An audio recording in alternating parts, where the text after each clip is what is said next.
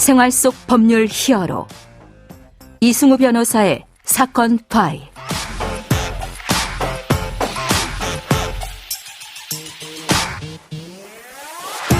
안녕하세요. 사건 파일 이승우 변호사입니다. 각종 사건 사고에서 여러분을 구해드리겠습니다.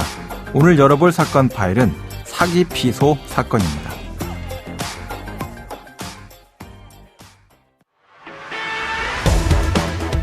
대법원은 횡령, 사기 등 혐의로 재판에 넘겨진 A씨에게 징역 2년을 선고한 원심 판결을 확정했습니다.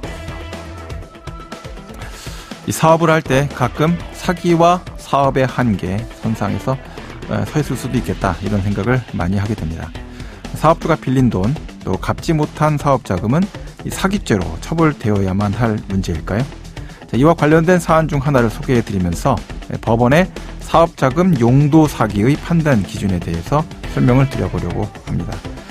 법무빈 법승의 형사법 전문 변호사인 김나연 변호사와 담당했던 사건에 대해서 같이 알아보도록 하겠습니다. 안녕하세요, 변호사님. 네, 안녕하세요. 김나연 변호사입니다. 네, 이제 오늘 다룰 사건이 직접 진행하셨던 사건이죠? 네, 제가 진행했던 사기 피소 사건에 대해서 이야기를 좀 해보려고 합니다. 네네. 사기죄, 일상생활에서나 뉴스에서나 흔하게 듣고 언급하고 접하게 되는 익숙한 범죄죠. 네네. 주위를 보면 사기죄로 고소를 하거나 고소를 당하는 경우들을 많이 볼 수 있습니다. 네. 다른 사람의 돈을 쉽게 얻으려고 의도적으로 속이고 피해를 주는 괘씸한 사안들도 있고 그 반대로 그런 사실이 없는데도 악의적인 고소를 당해서 곤란을 겪는 경우들도 상당합니다. 네네. 작정하고 공경에 빠뜨리기 위해 적극적으로 모함하는 상대에 맞서서 혐의를 벗는 일은 생각보다 쉽지 않은데요. 예. 제가 진행했던 사건 중에 사업 자금을 사업을 위해 정당하게 사용했는데도 돈을 용도대로 사용하지 않았다라는 허위 사실로 황당한 고소를 당하고 재판까지 가게 됐는데 네. 결국은 무죄 판결을 받고 그 억울함을 해소할 수 있었던 한 사례를 소개해 드리려고 합니다. 예. 자, 이제 어떤 사건인지 이제 구체적으로 좀 소개를 좀 해주시면 좋겠습니다. 오늘 말씀드릴 사례는 용도 사기라는 유형인데요. 예.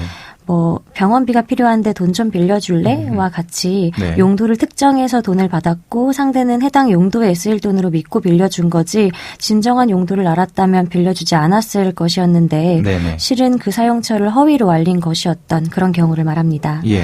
용도를 속여서 상대로부터 돈을 받았기 때문에 용도 사기라고 하는 것이죠. 예. 의뢰인은 혼자 사업체를 운영하고 있었는데 네. 의뢰인이 올린 구인 광고를 보고 방문한 상대방과 인연이 되어서 동업을 하게 되었습니다. 네. 의뢰인은 이미 그 업계에서 노하우와 경력이 있었지만 상대방은 전혀 아니었고 예. 의뢰인이 기존에 운영하던 사업체에 뒤늦게 합류하게 된 거니까 네. 상대방이 투자금을 투입하면서 시작하기로 한 상황이었습니다. 예.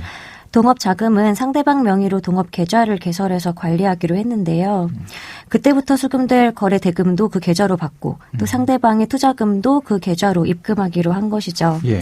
하지만 상대방은 투자금을 제대로 입금하지도 않았고 의뢰인이 영업해서 수금한 거래 대금으로만 운영하기에는 부족했습니다. 예. 그래서 의뢰인은 일부는 동업 계좌에서 입금받아서 사용하고 또 나머지 대부분은 의뢰인의 개인 자금을 들여서까지 열심히 운영하고 있었는데요. 네.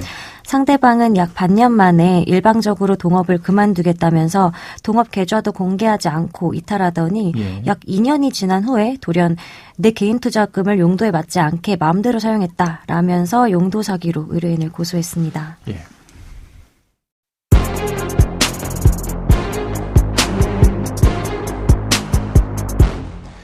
자, 동업을 하게 됐고 투자금을 제대로 입금하지 않았던 상대방이었고, 자, 그래서 본인이 개인 자금까지 들여서 운영을 했는데 상대방이 용도 사기로 고소를 했다. 이제 그런 사안이 됐다라는 거군요. 자, 어떻게 사건이 진행이 됐습니까? 정말 억울한 상황인데 네. 의뢰인이 저를 찾아주셨을 때는 이미 수사기관에서는 상대방의 주장만 듣고 의뢰인에게 혐의가 있다면서 기소까지 해서 공판을 앞두고 있었는데요. 예. 우선 상대방이 송금한 돈의 출처는 개인 투자금이 아니라 거래처로부터 받은 거래 대금, 예. 즉 동업 자금이었다는 점을 주장하고 예. 법원에 동업 계좌를 직접 확인할 수 있도록 신청했습니다. 네네. 상대방은 억울하다고 하면서도 계좌는 보여주지 않고 제출도 하지 않았거든요. 네. 계좌가 막상 오픈되니까 우리와 상대방 입장이 좀 전환될 수 있는 계기가 되었습니다. 예. 우리의 주장에는 힙이 실어졌는데 네. 상대방은 거짓말을 하고 있었다는 것이 드러나면서 진술의 신빙성이 흔들리게 됐던 거죠. 네네. 상대방은 투자금을 거의 입금한 사실이 없었고 예. 또 진술을 통해 스스로 주장했던 금액과도 확연하게 차이가 있다는 점이 계좌 내역이라는 객관적인 자료로 드러났으니까요. 네네. 이에 더해서 실제로 동업 계좌에서 입금받은 돈을 어떻게 사용했는지 일일이 그 실제 사용처를 입증해서 사업 자금이라는 용도에 벗어나지 않았고 예. 개인적으로 유용한 사실도 전혀 없다는 점 그리고 사용할 때 상대방과 소통까지도 되어 있던 상황이라는 점을 적극적으로 변론했습니다. 예. 용도에 맞게 사용했기 때문에 기망이 될 수 없다는 취지였는데요. 네. 용도 사기 혐의를 벗기 위해 가장 핵심이 되는 내용이었죠. 구체적으로 이제 계좌 내역들을 다 하나씩 분석을 해서 의뢰인하고 같이 해당되는 내용에 대한 내용을 법원에 제출을 했다는 말씀이신데 그 밖에는 또 어떤 일들이 있었습니까?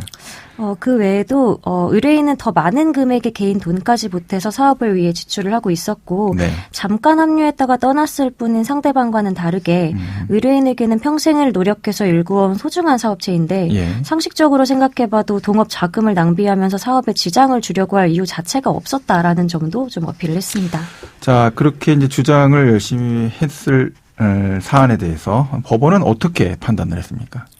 그 결과 재판부는 돈의 출처가 상대방의 개인 투자금이 아니라 동업 자금인 것으로 보이고 예. 또 의뢰인은 돈을 사용하는 과정에서 상대방과 소통도 했고 예. 또 실제로 동업을 위해 사용한 것으로 보인다라는 네. 점을 모두 인정을 해서 의뢰인이 상대방을 속이려 했다거나 개인적으로 사용했다고 볼 수 없다면서 무죄를 선고했습니다. 이제 이렇게까지 되게 되면 무고의 문제도 나올 수가 있는 거죠? 네, 가능성이 그럴 수 있죠. 있는 거죠. 그렇죠? 예.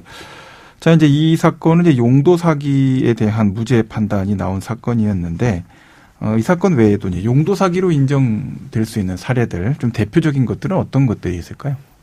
진정한 용도를 속여서 돈을 빌린 경우들일 텐데요. 네네. 앞서 말씀드렸던 것처럼 용도를 허위로 고지했고 또 상대는 진정한 용도를 알았다면 아마 빌려주지 않았을 것이었을 때인데요. 예를 들면 나 아파트 전세금이 급하게 필요해. 이거 해결하고 대출받아서 갚을게. 라고 하기에 전세금이라고 하는 너무도 필요하고도 급한 사정을 이해해서 빌려줬는데 알고 보니까 도박 자금으로 날렸다. 네. 뭐 이런 상황들이 있습니다. 네네. 도박 자금으로 쓰려던 것을 알았으면 빌려주지 않았을 건데 전세 자금이라고 속였기 때문에 그 말에 속아서 빌려주게 된 거니까요. 자, 이제 오늘 용도 사기와 관련된 무죄 판단 사안에 대해서 이제 알아봤는데 변호사님, 형사법 전문 변호사로서 이 사기와 관련된 문제에 대해서 이제 법적 조언을 좀 충분히 청취자분들께 좀 전달해 주시면 좋겠습니다. 네, 용도 사기, 즉 돈을 정해진 용도대로 사용하지 않았다라고 돈의 사용처를 속였다는 점에 문제가 돼서 억울한 상황에 처한 경우에는 네네. 애초에 그 돈의 용도를 정확히 정하지 않았다든지 뭐 돈의 사용에 대해서 충분하게 논의나 협의가 있었다든지 아니면 용도대로 사용한 게 맞다라는 등 해당 돈을 사용한 경위에 대해서 설득력 있는 근거를 제시하는 것이 가장 중요합니다.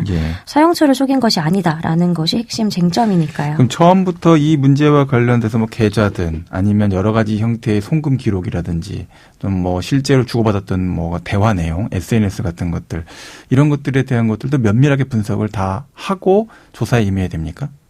그러는 것이 아무래도 좋죠.